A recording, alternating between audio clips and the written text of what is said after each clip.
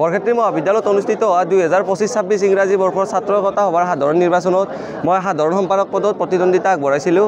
গতিকে আজি ফলাফল ঘোষণাত মই সাধাৰণ সম্পাদক পদত জয়ী হ'বলৈ সক্ষম হৈছোঁ। এই চেগতে বৰক্ষেত্ৰী মহাবিদ্যালয়ৰ সমূহ শিক্ষক শিক্ষাৰ্থীৰ লগতে সমূহ শিক্ষাৰ্থীলৈ আন্তৰিক ধন্যবাদ জ্ঞাপন কৰিছোঁ।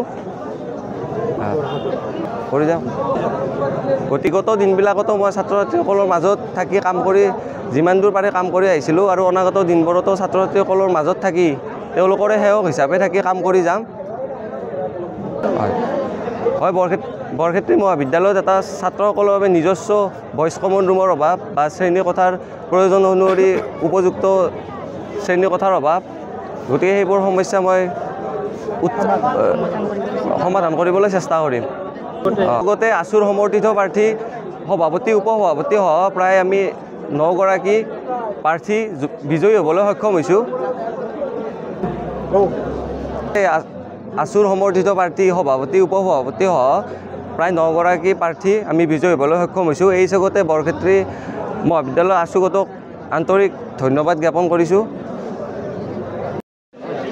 নমস্কাৰ, মই হেমাংগ চৌধুৰী। মই আমাৰ বৰক্ষেত্ৰী মহাবিদ্যালয় 2025-26 বৰ্ষ ইংৰাজী বৰ্ষৰ সাধাৰণ নিৰ্বাচনত সভাপতি পদত নিজৰ প্ৰতিদ্বন্দ্বিতা আগবঢ়াইছিলোঁ আৰু আজি তাৰ ৰিজাল্ট আমি পালোঁ আৰু মই তাতে বিজয়ী হ'বলৈ সক্ষম হ'লোঁ সভাপতি পদত। চ' তাৰ বাবে মই গোটেই আমাৰ বৰক্ষেত্ৰী মহাবিদ্যালয়ৰ ছাত্ৰ সমাজক মই ধন্যবাদ জনালোঁ আৰু শিক্ষাগুৰুসকলকো ধন্যবাদ জনালোঁ। আৰু লগতে আমাৰ আছু সমৰ্থিত প্ৰাৰ্থী আমাৰ সাধাৰণ সম্পাদক আৰু আমাৰ উপসভাপতি আৰু ইয়াৰ লগতে আৰু 9 গৰাকী প্ৰাৰ্থী আমাৰ বিজয়ী লাভ কৰিছে। তাৰ বাবে আমি খুবেই সুখী আৰু গোটেইখিনি ছাত্ৰ ছাত্ৰীকে আমি ধন্যবাদ জ্ঞাপন কৰিম। নমস্কাৰ, মই চেহনাজ খাতুন। মই এইবাৰ 2025-26 বৰ্ষৰ ছাত্ৰ একতা সভাৰ সাধাৰণ নিৰ্বাচনত ছ'চিয়েল ছাৰ্ভিচ পদৰ পৰাই হ'বলৈ সক্ষম হৈছোঁ।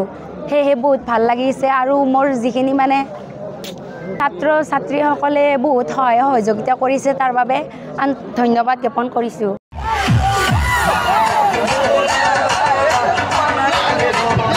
যিকোনো খবৰৰ বাবে যোগাযোগ কৰক 7099017330 লগতে 7099017110 নম্বৰত।